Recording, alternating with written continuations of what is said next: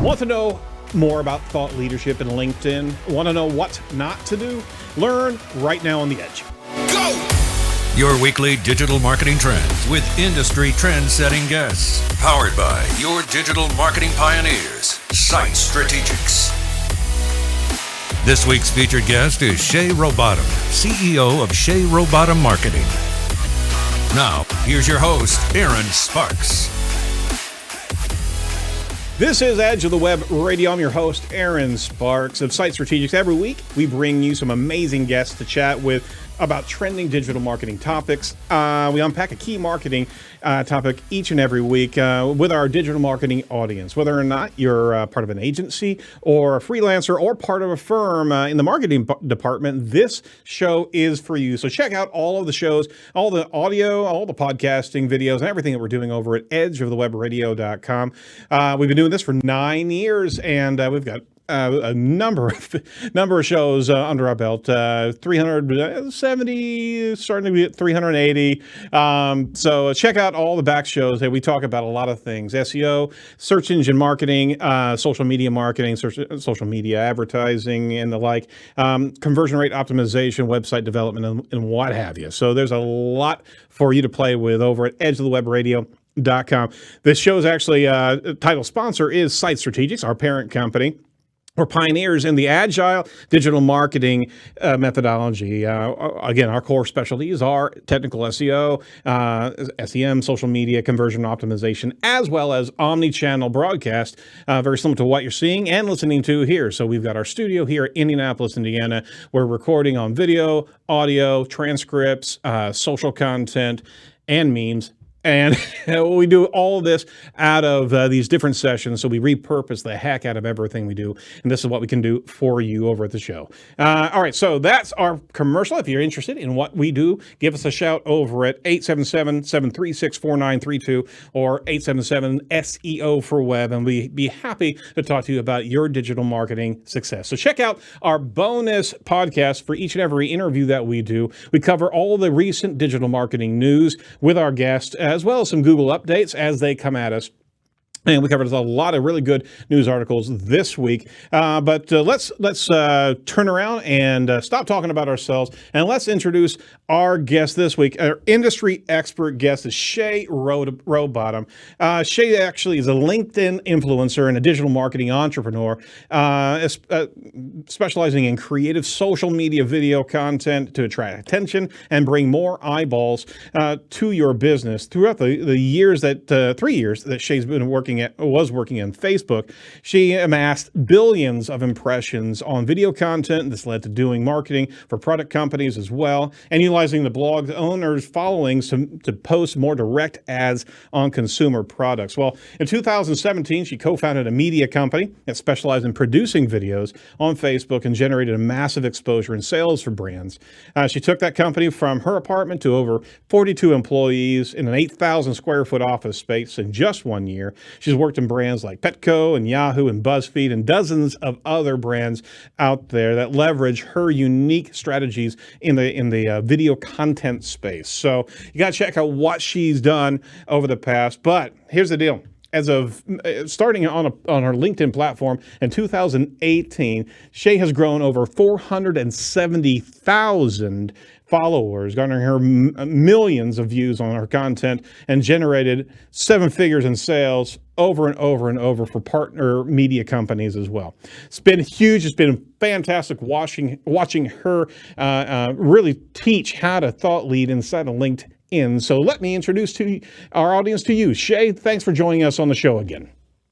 Thank you. Thanks, Aaron, for that lovely introduction. You are more than welcome. Shay, you are you're a trailblazer inside of LinkedIn. I don't think I know anybody, or I've seen anybody in LinkedIn do what you do with that platform. So I wanted to give you the best introduction getting in here, because our listeners have to know that there's elite, and then there's Shay.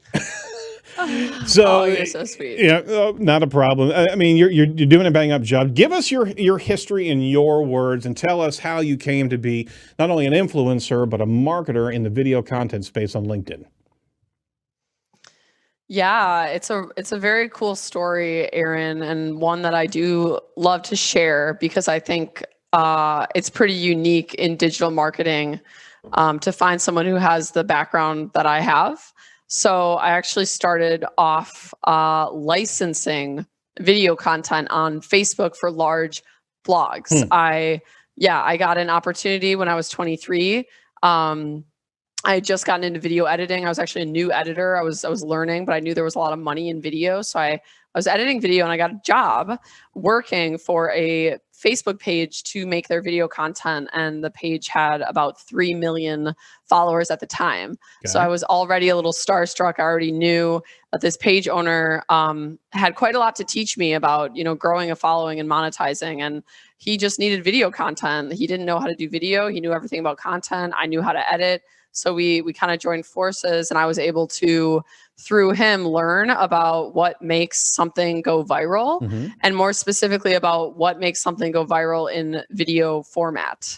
So I started to realize that if I reached out to content owners of trending stories on the web, whether it's a cute cat video or the dog with only 3 legs that does a trick, or the story about the single mom who built her own house based on YouTube tutorials, whatever trending story was out there, I started to track down these content owners to obtain a license for their media and for their stories so that I could repost it on my clients' pages. Yeah, that was the formula. I became an expert at facilitating deals between content owners and large blogs on Facebook. It started with the one blog. It was so successful that more and more blogs started contacting me saying they wanted these videos. And it was actually like a genius business model because my margins were so high. I was not actually paying the content owners for the product that I was using. I was paying them in the form of exposure in which they were very happy for. I was in many cases making their story go viral. I was, and this is in the beginning when it was just me. I eventually scaled and I had a team of curators, a team of editors. But going to places like Reddit, going to social media platforms that aren't as popular to find the next diamond in the rough, the next thing that might go viral. So it was really fun. It was really cool to work with like such a so many diverse stories and different forms of video content. I worked in a lot of different niches. I had blogs in different areas. But the underlying consistent theme throughout all of this was I was amassing data.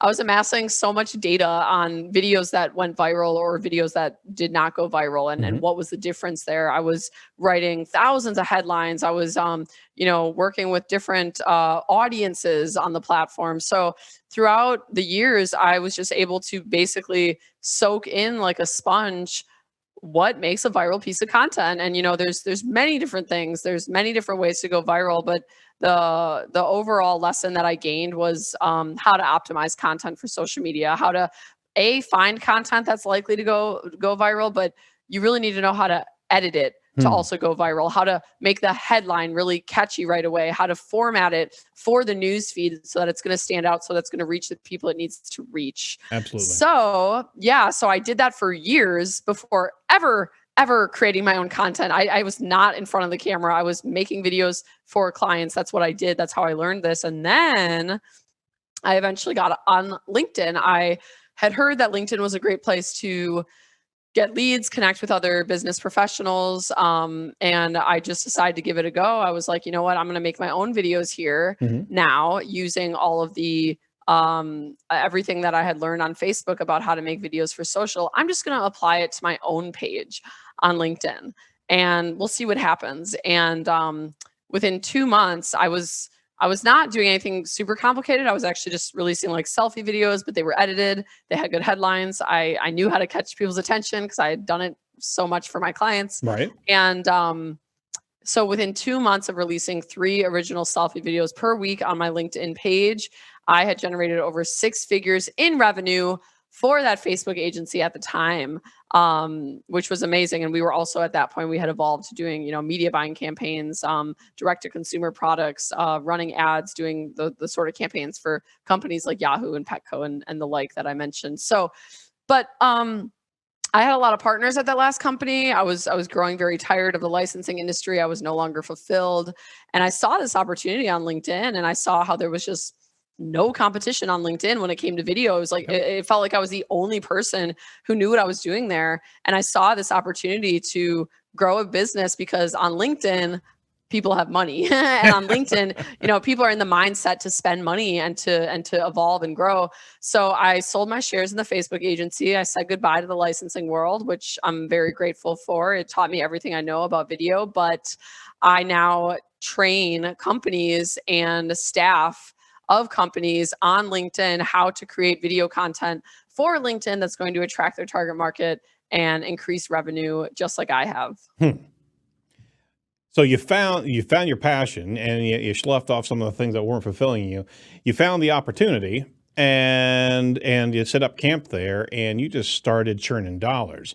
Yes. That's fantastic. You also come from a music background as well, right? Yes. Yeah. So that was really the missing piece for me. Before I started my licensing firm at 23, I had been trying to make it as an artist. I was a rapper. I was a singer. I would say, from the age of 18 to 23, so like a solid 5 years, I was really trying to get seen and get noticed as an artist. But and I did have talent, and I definitely had no fear of being on camera, no fear of being on stage. So that element was already there. The element that was not there was understanding how to market, Right. understanding how to get attention on social media. It's not that I didn't have talent. It's just that I didn't actually understand social media. I didn't actually understand how to grow a following and garner attention for my music. So I pivoted completely. I basically just said, I want to learn something else. I was waitressing. I was still broke. My music career was going nowhere. I really humbled myself and decided to take a job editing video for this blog owner. I was starting to realize more and more that videographers were making more money than musicians. I wanted in on that. So I went down the path of video, quit music for many years. And then beautifully enough, the two worlds kind of merged. It was like I spent all that time learning marketing, but I already had this ability to perform. I already was very creative. And so when I finally got on LinkedIn, it was like the worlds merged. It was like, now I know marketing. I'm already an entertainer. Now I can finally get attention enough that I can grow a brand and grow a business here. Yeah. So, I mean, that was I wouldn't say a critical piece, but it was a very, very beneficial piece, a skill to have to get into the space. So LinkedIn is a unique environment in this regard, especially on the video side of things, because, I mean, Facebook, we're watching our neighbors talk about their new pool or vacation, right? On Instagram, well, what the hell do we do on Instagram anyway? There's a lot of hot women there, fitness models, like health products, food, lots of food, makeup, lots of makeup. Yeah.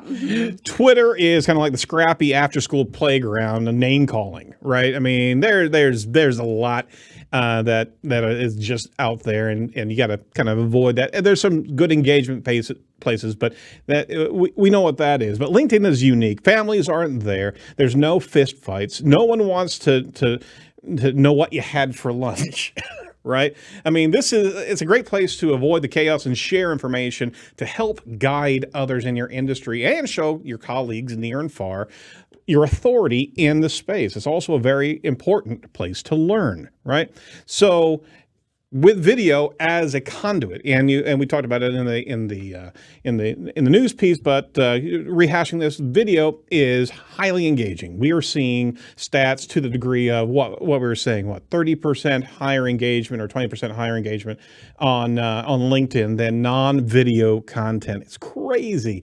Pinterest, 2.5 times more engaging. So the social media platforms have allowed us to be able to move video content more explicitly. And we're seeing such a great return just from having that medium, but you still have to have talent. You still have to be able to craft a message. And those are the things that you had brought to the equation here. You found the opportunity, you found that you had these skills, and it was anemic. The platform was hungry for that type of engagement that was not families and not scrappy name calling, right? Mm-hmm. Yeah, exactly. And I do think that this platform has a more serious audience, Absolutely. like, yeah, it's actually really common, Aaron. Something that you might not realize is like, I would say whenever I do direct outreach on LinkedIn to sort of try to get followers off of my LinkedIn onto other platforms, like, hey, by the way, follow me on Facebook, or hey, here's my Instagram page. Right. Because I could use a little help growing those too. I'm pretty big on LinkedIn, but the other platforms I'm still relatively small. And I would say about 30% of people on LinkedIn, when I ask that about following me off platform, they will reply and say, I actually don't use any other platform, just LinkedIn. Wow. Yeah. So, I mean, 30%, that's a huge percentage. So we're talking about a business platform where there's a high sum of people there that are actually only there. The only time they log into social media is LinkedIn for their business. So that alone should tell you the difference in mindset of the people on this platform. Everyone here is here to do business. Everyone here is here to get something done, to get clients, to get a job, to meet connections in their area, to promote their products, to get employees. This is a place where I don't want to say that there's no trolls or that there's never fluff content and personal content, this and that. We will still see those things, but it's very far and few in between. I would say that there's no better platform to grow your business because there's no other social media platform with this many educated people on it with money. Right. You got to have that asterisk as well, with money. But there's more to it than just business. There's a lot more dimensions into what the content that people are actually engaging with. There's a lot of self-help. There's a lot of coaching. There's a lot of life experiences as it applies to your career. So it's career-based, it's business-based, but there's a lot of additional dimensions of what people are engaging in inside of LinkedIn, right? Yeah. And actually, that's a good point you bring up. I'd like to explain exactly why that is. There's a huge awakening happening in the world, and it's been happening for years, especially in business, where people are realizing like, oh, it's not just hustle, work hard. Right. I actually have to believe that I'm worthy of the sale. I actually have to work on like my mindset and my mental health if I want to break through this plateau in my revenue, et cetera, et cetera.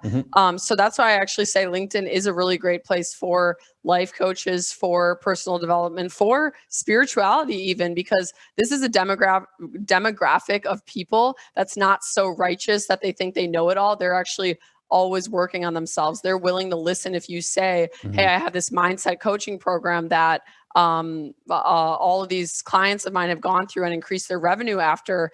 People are going to pay attention. If there's any way to get people involved in personal development and their business people, tell them it'll increase their revenue and their game. So I think that's really important to consider. People on this platform aren't just looking to better themselves financially. They're actually open to bettering themselves spiritually. And you also gain a way more conscious crowd that way. Yeah. And it's away from friends and family on Facebook. It's away from social shaming that can be inside of Twitter. I mean, it's not a private environment, but some of the fences are a little bit higher to be able to have some good conversation there. But there is a lot of noise and so much spam inside of LinkedIn, and I think there's also a healthy practice of if you're going to invest in time in LinkedIn, you do need to optimize your profile. There are a number of different key things that you should be doing. But if you're going to contribute into LinkedIn as a thought leader, which is one of the key elements of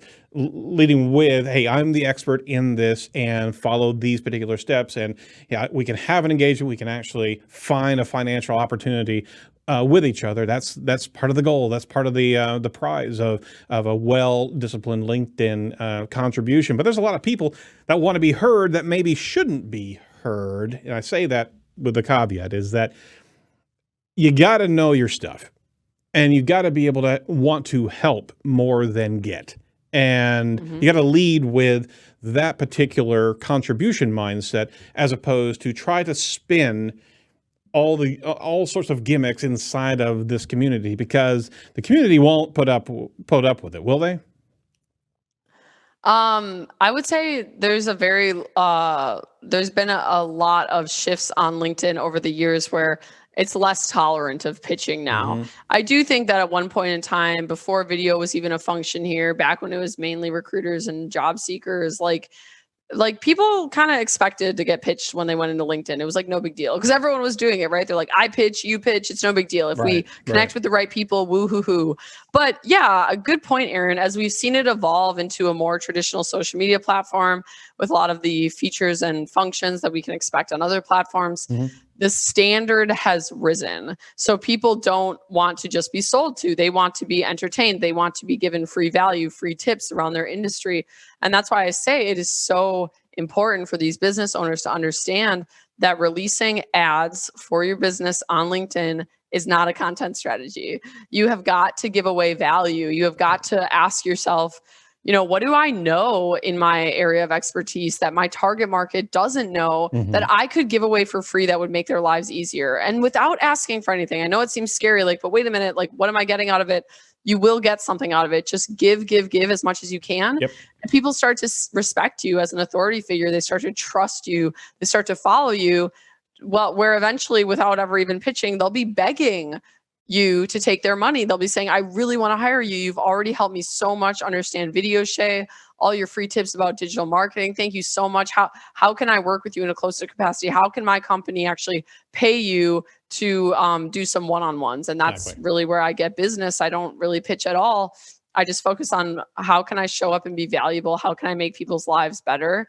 And the money comes. Absolutely. I mean, that's a great perspective, and we should really be adopting that inside of LinkedIn because it's not gamification. It's not trolling. It's not put a glut of content out there and see what bites. You got to be strategic. You got to be focused on the authority that you reference. And you mentioned in a number of different videos here of recent date, stop clamoring about your own MBA.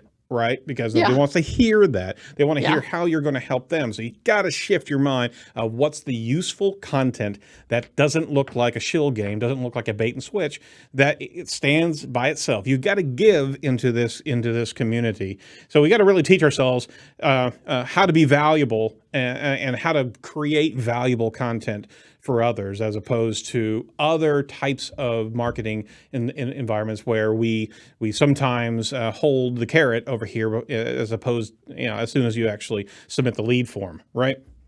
Exactly. All right. So I want to wrap up this segment and jump into part 2 here in a second. But we do really appreciate that insight into LinkedIn. Our listeners should have their discipline of understanding this community is different, very similar to Reddit, very similar to a lot of these communities where you have to have authority and you create that by demonstrating how you can help other people. We had a great talk about LinkedIn and what LinkedIn represents from the social media community. I want to dial in a little bit more on social as a whole. We've been through a huge challenge this year. There's a lot to learn from what people have done on social media since the start of COVID. Would you agree there? Yes, it's shaken things up just a little bit. Just a tad. There's been a lot of fear, and it turned us into super spreaders of bad information or echo chamber scenarios, and especially during the election. And I'm not going to dive into the election per se, but I wanted to hear your thoughts about this kind of social narcissism that's plaguing society today. You're a thought leader in social media and social media marketing, but you also help coach and provide life coaching, and you're really also focused on healing maybe this digital community as well. I mean, people are indelibly tied to their smartphones, right? Yes. Yeah, it's a beautiful area to explore, and I want to, commend you for diving deeper into it as a social issue and not just, taking it at face value, because there is actually a deeper issue and cause behind what's going on, behind the chaos, the division, and the hate that we're seeing all over the country, but especially on social media. Mm-hmm. And you actually said one of the key words, you mentioned narcissism, which I think this is a lot of what I teach and a lot of what I've studied is narcissism. And I do think there's a misconception where a lot of people, they hear narcissism and they still just think it means like someone who's full of themselves who likes attention, Right. which can definitely be true. And that whole grandiose personality is largely correlated with the disease, the dis-ease of narcissism. But it's not the highest truth, you know, just because someone is popular on social media and is getting a lot of attention, or is in an industry that's attention focused, like modeling, for example, you know, it doesn't actually mean that they're narcissistic or that they're a narcissist. The Right. differentiating factor is, do they have empathy? And do they have the ability to empathize with other human beings? So it's actually not necessarily correlated with liking attention, which is what we see a lot of on social media. Right. So the narcissistic epidemic actually comes from our childhood. That's where these issues come from. Anyone who's, you know, done their own mental health healing or journey, maybe they were an addict, maybe they were obese, you know, whatever the case, they'll usually end up rooting it back to something in their childhood. They'll realize it had to do with the way they were raised, the way that they were parented. And they had certain coping skills that then turned into something to not so much a disorder, but how they deal with life. Right. So I didn't mean to interrupt you. Keep on going. Yes. No, it's exactly true. What you said, the coping, that's actually what narcissism is. It's a coping. So when you are shamed so much as a child, you will develop narcissism. What we know as narcissism, it's basically where you as a child don't have the capacity to deal with that level of shame. You know, you're just drowning in shame. You're being told no, you're being told don't. You know, that's that can actually be the name of our kids when they're 2 and 3, right? Their name becomes don't. Right. Their name becomes no, you know. So we don't always realize as adults what we're doing is we can have good intentions, but we can really kill the authentic spirit of the child by over controlling them and over shaming them and not allowing them a space to develop their own boundaries, their own agency, their own ability to say no. And so it starts in childhood, where the child will actually develop what's called a false self in an effort to cope, as you mentioned, Aaron, in an effort to survive. They believe at this point, after all this shame, they believe that they're too shameful to even exist. So they can't face themselves. You know, children don't have the capacity to deal with that amount of shame. So they will actually create a false self, a false identity. Well, obviously, me being me doesn't make mommy and daddy happy. So I'm going to be this person over here now. I'm going to create this mask. I'm going to develop this false self so I can go out and survive in the world and hide from my true self, which I, you know, falsely, but I do believe is too shameful. Right. So this is actually what we're seeing on a mass level. And I'm very open about this. I've been very outspoken about my beliefs about narcissism, that I don't think that it's rare. Not to say that everyone is a full-blown narcissist, but I do believe that it's very, very common that children get out of childhood with some level of having already rejected and split from their true authentic self because of the way that they were conditioned to be. And so what this does is it creates a society of people that deep down do not have the ability to get in touch with their own emotions. And therefore they cannot empathize with other human beings getting in touch with their emotions. And that's when we see a lot of destruction, you know, addiction, hate, violence, sociopathy, even, because it can really escalate to that extreme where this person just has no empathy at all because they themselves are not in touch with their own emotions. So I believe that what we're seeing in the world and what the coronavirus actually is just a manifestation of how sick we have been. And it's kind of, you know, you could maybe look at it from a spiritual perspective as God, you know, coming down to wake us up to say, hey, you guys, like, you're hurting. You know, you're lying to yourselves about how sick and wounded you really are, because the reality is, you know, God bless them. Parenting is the hardest job in the world. But the reality is we haven't really known how to parent. We've been, for generations over and over, basically conditioning children to not feel their emotions, to not get in touch with their emotions, because that's what mommy and daddy were taught. And that's what mommy and daddy, that's how they cope. It perpetuates itself. It truly does. And Yes. and now you also have the additional factor here. You've got these foundational pains and these foundational unhealed wounds, and now you introduce social media into the mix, right? So, Yes. so you've got social media that is, again, technology is how you use it, but we've got this constant affirmation perspective that you're going after to try to continually affirm that false self, right? And Yes. now you're getting where, and again, we talked about this on the news piece, that the Social Dilemma, the show on Netflix. You've got this other space of a constant echo chamber, a constant reaffirmation. You have these dopamine injections of wanting likes and getting that continued buildup and resonance of, yes, that my false self is actually getting more and more visibility. We're not wired to actually have 15,000 people like something. We're wired to be able to have 50 at tops in friendships, and you're really actually wired to only have about 5 or 10 close-knit friends to be able to get that affirmation. We're not built to be able to have that type of building that affirmation on scale. We're just not. So Yeah. you're dealing with lack of empathy. You're dealing with this narcissism spectrum, right? Yeah. We're all on it in one way, shape, or form, because we all absolutely. come from a spectrum of different brokenness, of repetition, of hereditary injuries, and now you have this environment that springboards your false self into a whole nother level of disconnect from reality.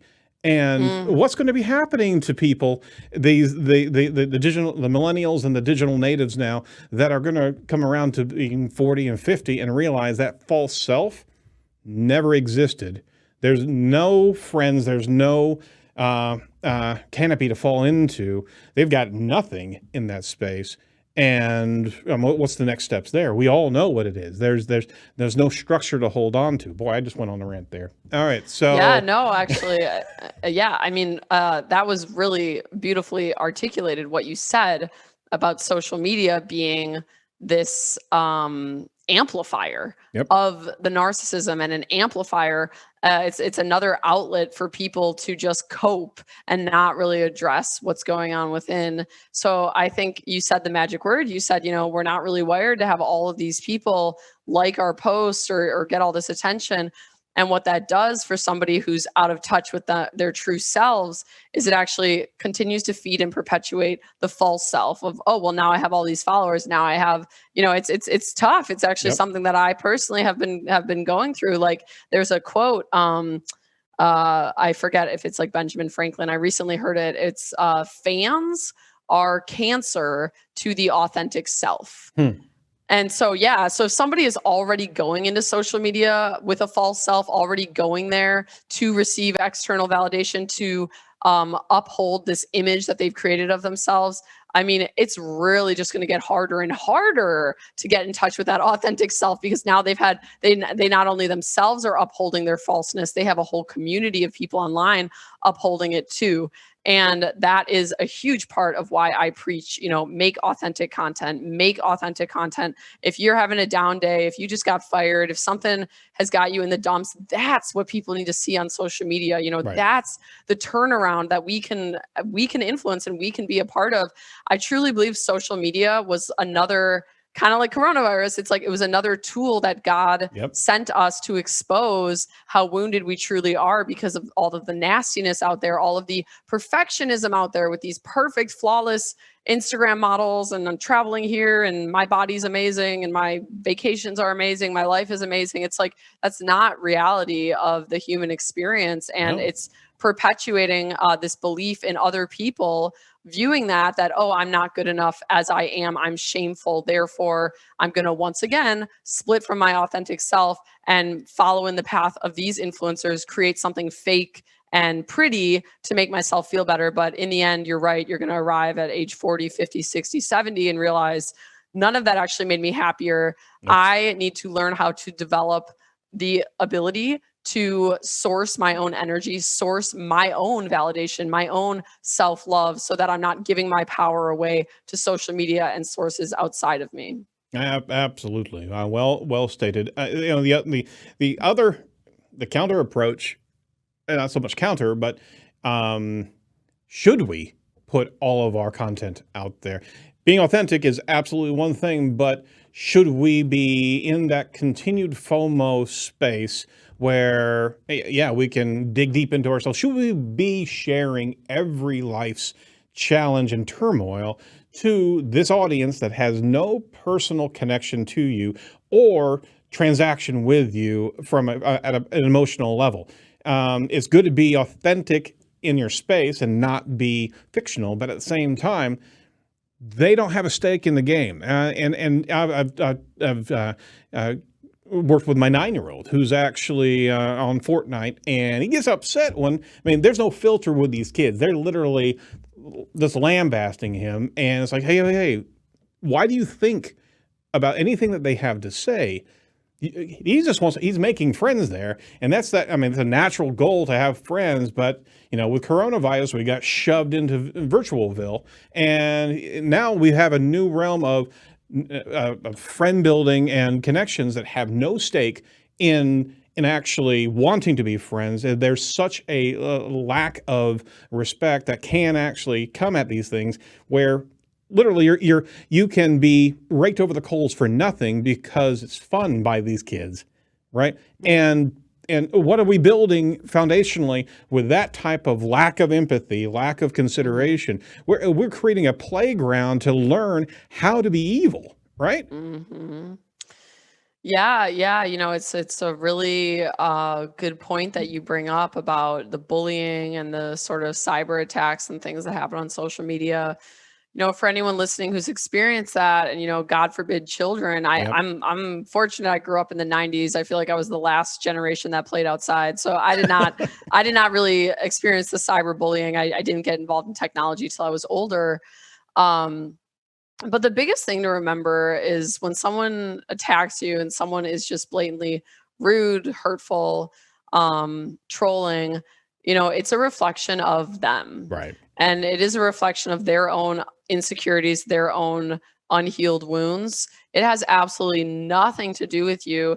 And it's not always easy to take on this perspective, but I do encourage people to start exploring what is it actually like to be that person, to be that person that's filled with so much hate that they exert energy. They choose willingly every day to exert energy into bullying and hating others online. If you can really put yourself in that person's shoes, you eventually lose the anger for them and just develop compassion. Like, Right. Holy cow, like this person, what happened to them? That's one of the great quotes that I always say. It's like, don't ask what's wrong with this person, ask what happened to this person, because children, we're all born loving. We're all born, connected to God, and we know nothing but love. We're taught how to hate. We're taught that we're separate. We're taught to compare and that we're not good enough. And all of these stories that we pick up along the way, it's not who we really are at soul level. At soul level, I do believe every person has empathy. Every person has the ability to love and to understand and accept and extend compassion to fellow human beings. So something that I always say is when people hate on my LinkedIn posts, and it doesn't always work, but sometimes it does, is I will actually usually reach out to them in a message and extend love. I'll try to find a common ground. I'll try to say like, oh, hey, I saw that you commented on my post and, I won't even necessarily criticize them. I will just kind of get curious, like, what did you mean by that? And what they said could have been blatantly rude and just like hateful, but I will reach out with acceptance and say, can you elaborate on what you meant by that? I'm always interested in feedback on my content. I'm sorry if I offended you. I really am just curious what you meant. Maybe we could get connected. Thanks. I mean, Exactly. Aaron, And you would go ahead, keep on. Yeah, like you would be shocked at how many of these people actually respond with love. It's like they're starving for that. And when we respond with love instead of with more hate, this beautiful thing happens where this person opens up and they're like, oh my gosh, you know what? I'm actually sorry I said that. Maybe they'll even confide in you. It's been a rough week. Yeah, and exactly. and it's like, and I'm like, oh gosh, it's totally fine. And like, I've actually made friends with some of my haters. I've been able to convert them into super fans in some cases. So like, I know it's tempting to bite back. I know it's tempting to attack with more hate, but it really gets us nowhere. The ultimate goal, the ultimate place you want to arrive at is love and acceptance, and understanding that if someone is out here spreading hate, they are hurt, and it's up to us, their fellow human beings, to help guide them back to the path of the light. And we can't do that when we simply respond by acting the exact way that they did. It's not the easiest way. The easy is actually responding and deflecting and feeding your own anger, because that's a level of justification. It's difficult to empathize and follow and find what's happening on that person's wavelength or in their shoes. I mean, these are things that we are. Those are challenging because it's not part of the world. That's godly. And you're absolutely right that we need to be connected like that. And our social media as a tool would certainly reflect a different dynamic and a different perspective if we started to practice that type of discipline, not only on a one-to-one, but also inside of social media, and be able to communicate other opinions and other points of view. We're so polarized right now. We do need to take some steps back. And the election showed us this to the nth degree of how hate-filled, and it's actually spilling out on the streets, Yeah. And we've seen it actually manifest into fake news, negative news, polar extremes into death. So we're in this. I mean, all this is turning into reality. Yes. And pay attention to the shame. Right. Like I mentioned earlier, that's what all of this is rooted in. That's where narcissism comes from, is an overflow, an overdose of shame. What you just said about the election and the division and the polarization on social media, that's what people are doing. They are shaming one another. They are trying to shame one another into their way of thinking, into submission, whatever the case may be. There is a lot of shame going on in our culture. We are shaming one another because we were shamed as children, and that was all that we knew. So I definitely urge people to start paying attention to shame.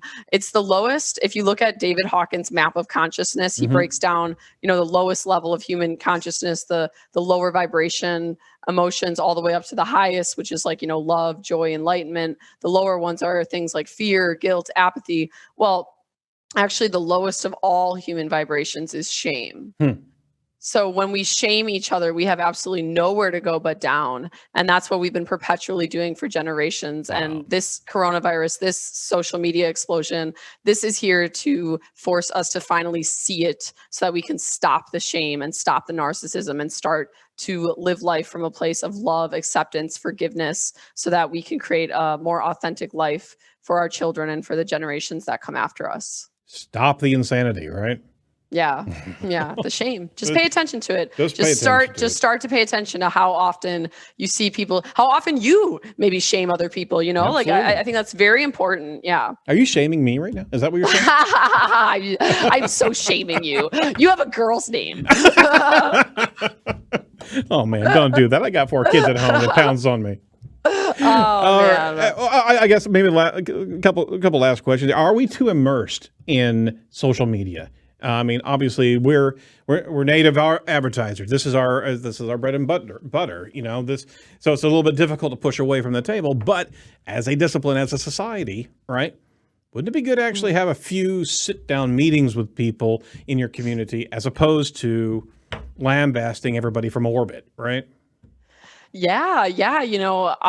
It's actually it depends. It's actually what I said on your other segment on your previous show here. It's like it's really not that too much social media is bad. It's that we are the context for creating toxicity on social media because we have been toxic. Yep. So you take a bunch of broken, narcissistic, insecure, toxic individuals and throw them all on social media. Of course, it's going to be unproductive, and of course, we're all going to say, "Okay, this is the problem. Get offline, log out. Go be in nature." And that is very important. I do think that at the end of the day, it's the context. It's the reason that social media is so toxic is because it's not a place full of healthy people. It's a place full of unhealthy people. We heal the people and we heal the platforms, and they can become a place where maybe it is okay to spend more time a day on there because it's love, it's enlightenment, it's healing, it's happiness. It's not this place of division and polarity. But all of that being said, yes, I would agree that even in the most utopian of worlds, where social media is nothing but a generous tool that we can use to spread more love and light, I do think it's very important to disconnect. I myself spend a lot of time in nature. I go to the beach, I go in the woods. I think that a lot of people spend a lot of time in buildings, Yep. and they spend a lot of time, maybe they live in a high rise, they work in a high rise, they're always walking on concrete. It's actually been proven, like this is not woo woo, it's been proven that when you step on the grass barefoot, there's like an electrical grid within our human body that connects to the earth, and it's like a charger almost. It like charges us. It does something Yep. to our well-being. It really can help lift our vibration. So definitely, if you live in an urban setting, if you're constantly in the hustle and bustle in buildings, go outside, sit in the grass. Let your bare feet touch the grass, and I promise you will feel better. Absolutely. I spent last week surrounded by chickens. I love that. And I had a 9-foot wide bonfire for the entire evening. And it was Ooh. great. It was great. Oh, that sounds amazing. Yeah, and I love my daughter bonfires. actually lit it as well. So she's loving nature, loving that type of connection. But the cooing of chickens, I never even thought this, but literally the cooing of chickens it's so soothing. Yeah. They're just walking around until they really get mean and try to take your corn nuts. That's a problem. They'll get up in your face. But I mean, you're absolutely right. And we're so divested of nature and what nature provides you to actually counterbalance some chaos. You got to get out there and get your feet in the grass. Go camping, people. That's that's the most important thing, to be able to have a balanced life. Don't take your phone with you, or turn your phone off, please, when you're there, because you're there to commune with God. You're there to be there in that space. And there's so many times that we're not there in that space. So many phones show up at a meeting, right? Yes. They're not there. The people are in the room, but they're physically there, but they're mentally checked out. They're getting affirmed with their own dopamine injections all over the bloody planet. So you got a bunch of addicts around the table. How are you going to get something done?